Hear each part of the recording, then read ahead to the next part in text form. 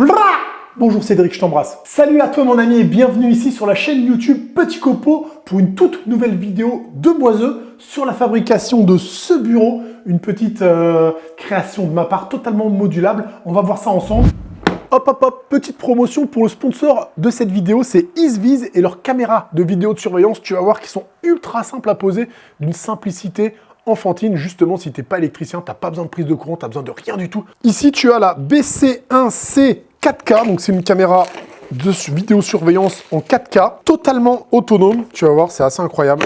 Et elle est toute petite. Elle est bien sûr faite pour l'extérieur, hein, IP65. Regarde, elle est toute petite, minuscule. Alors, comment ça fonctionne? Tu as à l'intérieur de cette caméra une batterie de 10 400 mAh, ça veut dire qu'elle va être autonome toute seule. Tu la recharges et tu l'installes sur ta maison. Elle peut tenir jusqu'à 180 jours dehors chez toi. Tu peux bien évidemment la coupler avec un tout petit panneau solaire et une sortie USB type C.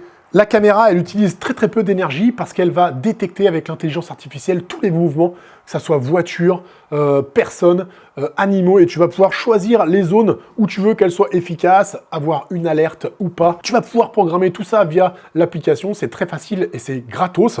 Tu peux mettre ici une carte micro SD jusqu'à 512 Go, c'est absolument énorme, donc tu vas pouvoir stocker toutes les images qui vont être enregistrées dès qu'il y aura un mouvement dans ta propriété, dans ton magasin ou dans ton jardin, et pouvoir les surveiller via ton application à distance avec les internets. Justement, les internets, ça marche avec le Wi-Fi 6, tu sais, c'est les tout derniers Wi-Fi que tu as sur ta box, et des fois, les caméras, elles n'arrivent pas à fonctionner avec parce qu'ils switchent tout seul entre le 2,4 et le 5 GHz. Et bien celle-là, elle est faite pour, c'est la dernière technologie. Donc une très bonne résolution 4K, des visions nocturnes en couleur. Tu peux constater ici, via l'application, que la caméra m'a détecté toute seule en pleine nuit et que l'image est vraiment très correcte.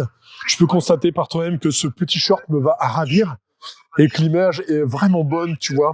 Là, c'est la lumière de la caméra qu'on peut constater ici. Elle a vraiment un format qui est ultra compact. Tu vois, elle pèse 340 grammes et tu vas l'installer ultra facilement. Regarde, je te montre comment.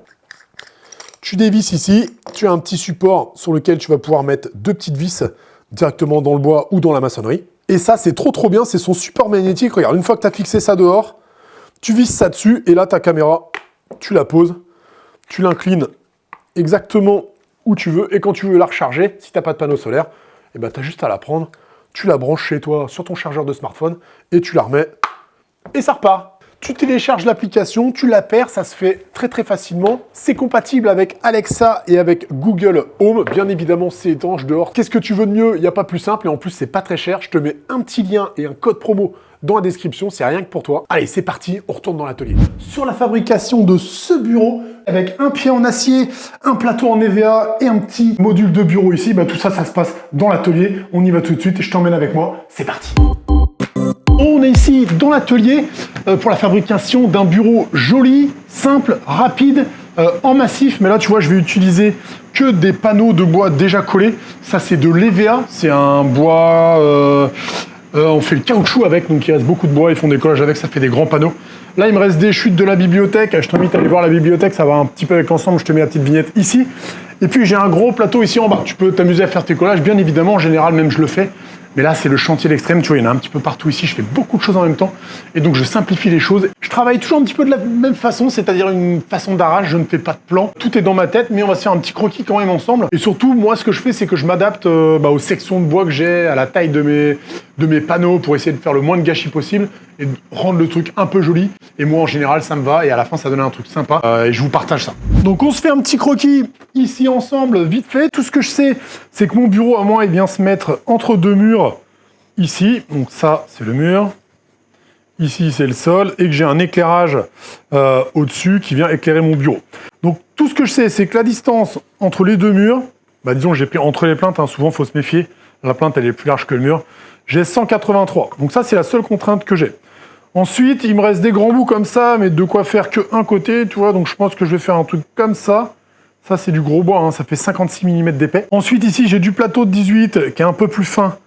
Mais on va le tricher, on va lui faire un petit collage pour que ça fasse le même style que là, donc on va dire 56. Et ensuite, ici, on peut imaginer... Ici, j'ai besoin de garder un espace vide. Donc, on peut imaginer un caisson en EVA aussi, avec du rayonnement ici, et ici, une porte en tunnel. Voilà. Ça va être ça, mon bureau. Ok. Et ensuite, par-dessus, moi je viens y rajouter souvent des modules qui sont totalement faciles à déplacer, qu'on va faire ensemble aussi. Ça peut être pour poser l'imprimante ou le PC ou ce genre de choses. Donc tu vois, le bureau, c'est tout simple.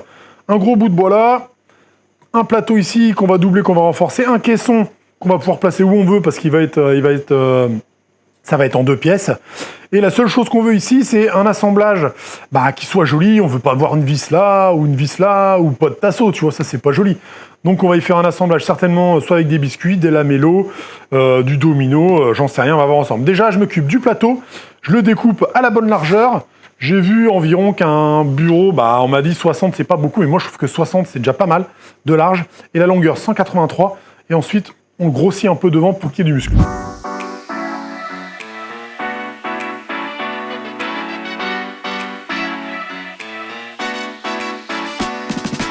Donc voilà, donc j'ai découpé mon EVA, tu vois, et on va venir le coller ici, là, par-dessus le plateau, et puis ça va nous donner un truc de 36 mm d'épais. On va le coller avec ça, de la colle PU. Je l'utilise tout le temps et souvent, tu as l'habitude de le voir. Celle-là, en plus, elle est ultra rapide. Tu la presses, 10 minutes après, quasiment, tu peux déjà poncer, ton travail est nickel et c'est ultra solide. Donc on pourrait se contenter de ça et la presser avec des serre-joints. Sauf que quand on va presser comme ça, le bout de bois qui est ici, il va avoir la fâcheuse tendance à glisser, soit d'un côté, soit de l'autre, et ça va être très difficile à régler. Donc des fois, je fais des trucs à l'arrache et j'ai déjà essayé. Tu presses et tu te fais chier, tu t'en mets plein les doigts et ça va pas et c'est pas droit. Donc au final, c'est perdre du temps. Donc on va être obligé de le guider tout simplement avec la fraiseuse à lamelles qui est ici et des petits biscuits ou des lamellos, tu sais, parce que c'est Lamello qui a inventé ça, qu'on va aller venir mettre dans des petites gorges. Et quand on va presser, on n'aura pas besoin de guider le bout de bois, on s'en fout de savoir où il est, vu qu'on sait qu'il est pris là-dedans, on a juste à presser et le travail va être nickel.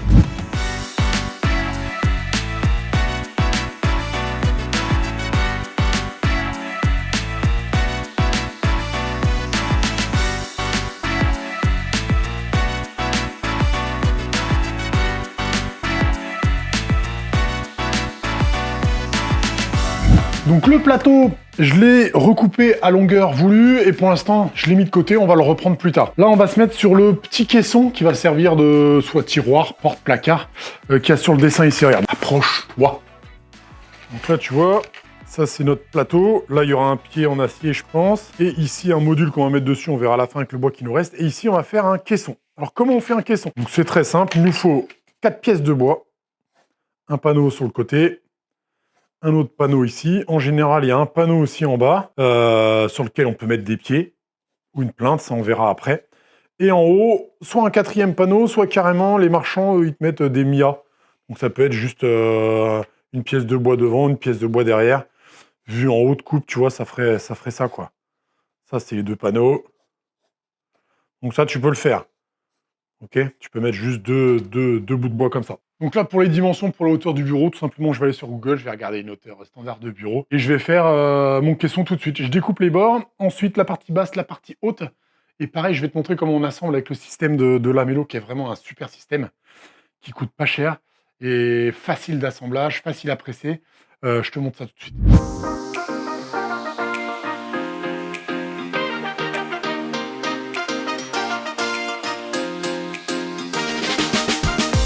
Donc là, voilà, ça y est, tu vois, tout mon débit de bois est prêt. Donc ce que je te disais, voilà, le panneau en bas, il peut être plein. Et en haut, tu peux mettre 2 petits bouts de bois. Ça économise le bois, parce que le bois, c'est cher. Maintenant, je vais le tracer au même endroit sur les côtés que le dessous. Et je vais venir faire une encoche. Avec ça, tu me l'avais utilisé en début de vidéo, j'en parle souvent. C'est une machine que j'aime énormément. Je trouve que c'est du génie. C'est très facile et très pratique. Et je pense que n'importe qui peut réussir des assemblages avec ça. Là, c'est une Bosch. Elle est belle. Elle est bleu foncé. Donc... encoche, ensuite je colle PU, colle blanche si tu veux, et je presse. Ce qui est important quand tu presses, la seule chose que je voulais te dire avant, c'est que il faut que tu utilises, t'as vu des fois je te dis tu peux, là je te dis il faut que tu utilises une équerre. Parce que quand tu vas presser ton assemblage, tu peux le mettre en hexagone, tu vois, et ça on veut pas. Donc tu mets une petite équerre à l'intérieur, avec des petits serre-joints, tac tac, et ensuite tu presses. Tu es sûr que ton assemblage est bien carré. Et ça, pour la suite de ton projet, c'est quand même vachement mieux.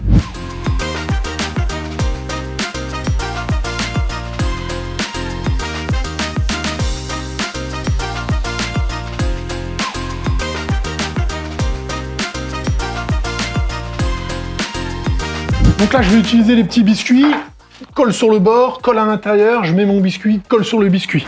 Au niveau des colles, les deux que j'utilise le plus, c'est celle-là, la 569.0, que je préfère pour un caisson comme ça, parce qu'elle est quand même plus lente à l'assemblage et ça me laisse le temps de régler, ou si je fais un peu de la merde, ce qui arrive à tout le monde, je suis pas dans la panique, que la 568.1, qui elle est ultra forte aussi, mais elle est trop rapide. Le plateau que tu m'as vu coller juste avant la casquette là pour élargir le plateau, je l'ai fait avec la 68, au bout de 10 minutes, je peux dépresser, je peux nettoyer, je suis tranquille.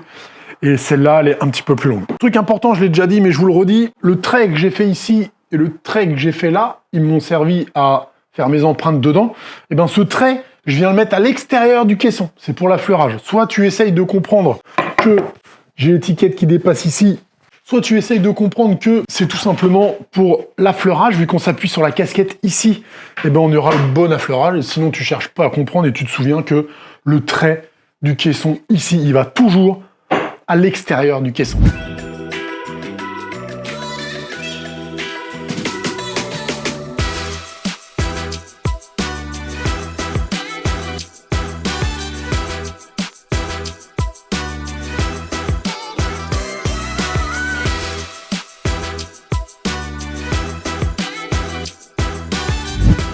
Oui, je suis là, je sais que tu me vois. Le caisson est prêt, tu vois, je l'ai juste à couper avec le cutter les petits bourrelets de colle. J'ai oublié de te montrer, mais je filmerai pour celui-là. Là, j'ai fait un tout petit caisson qui va aller sur le dessus du bureau pour mettre l'imprimante et ranger quelques papiers qui nous polluent la vie. Il me reste des petites coulisses que j'ai trouvées dans mon armoire là-bas, des coulisses à billes. On va fabriquer un petit tiroir pour le dessus, donc j'ai choisi, ce sera un tiroir en haut, mais on va tout faire en tunnel, ça va donner un petit aspect joli avec le Dalchromate, tu vas voir. Et une porte en bas. Tu prends tes deux petites coulisses comme ça, tu mesures la totalité des deux. Normalement, ça te donne une cote. T'as pas forcément besoin, parce que là où tu les as achetées, ça va te dire combien elle mesure l'épaisseur des deux. Et on fait un petit caisson, un tout petit caisson de tiroir qui va aller à l'intérieur pour pouvoir rentrer et sortir.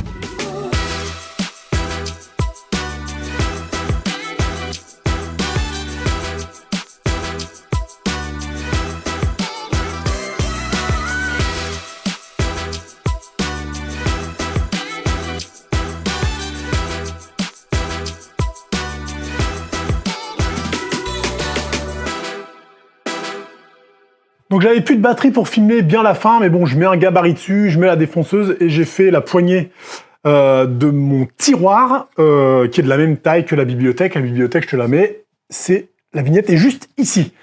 On va s'occuper du caisson, donc j'ai une idée pour le design.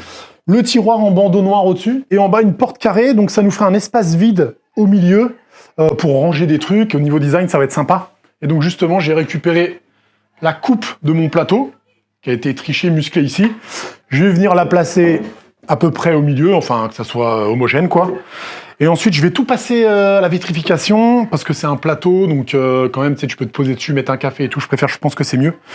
Puis après on n'aura plus que la façade en tunnel en Dalchromate à faire à l'intérieur. Et puis voilà, je te montre tout ça quoi, comme d'hab.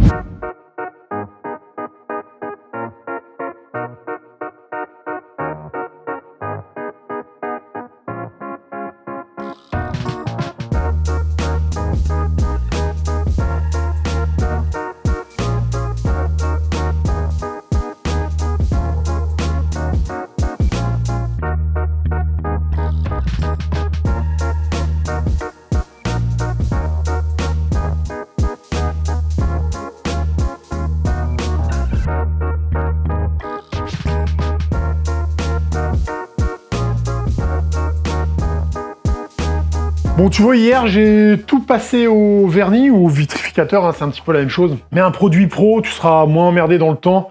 C'est des trucs que t'as pas envie de refaire parce que ça a pas tenu ou parce que c'est abîmé, tout reponcer et remettre un nouveau produit, franchement, c'est chiant. Égrainer entre les couches, c'est obligatoire avec une aspiration sur ta ponceuse.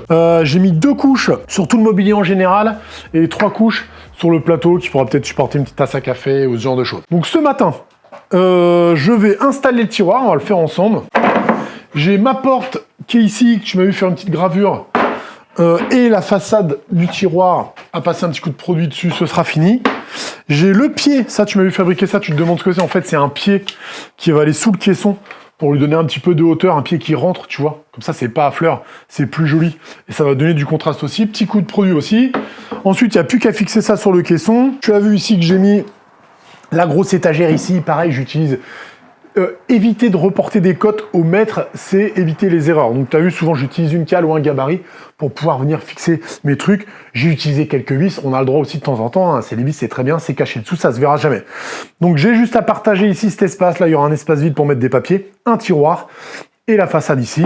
Je passe un coup de produit. Ensuite, j'ai acheté la ferraille, elle est dans la voiture, pour faire le pied, je le soude, je te montre ça. On est quasiment déjà sur la fin du projet.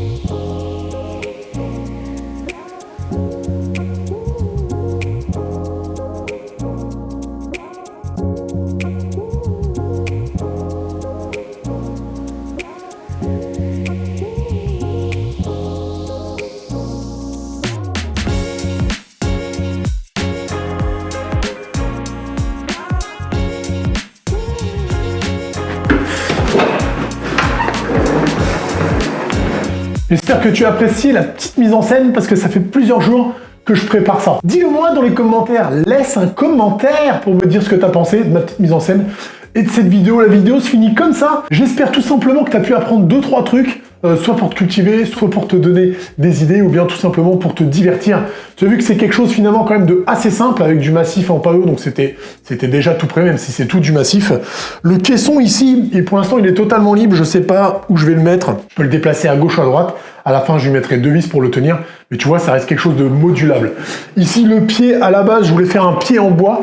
Et puis, je trouvais que ça faisait peut-être un peu trop chargé. Je trouve que le pied en fer apporte du design et ça aère aussi le meuble. J'espère que tu as apprécié cette petite vidéo. Comme d'habitude, si tu veux me soutenir, le créateur de contenu, eh bien, c'est tout simple. Tu as juste à cliquer sur s'abonner ou même juste un like ou un commentaire. Partager si ça te paraît pertinent. J'espère que tu as passé un bon moment avec moi, comme moi, je l'ai passé avec vous. Je vous fais un très gros bisou et à très bientôt dans l'atelier ou ici sur le chantier pour l'aménagement et tout un tas de meubles. Je te fais plein de bisous, je t'envoie des copeaux, comme ça t'en auras entre les fesses comme moi. Je t'embrasse, je te dis à plus.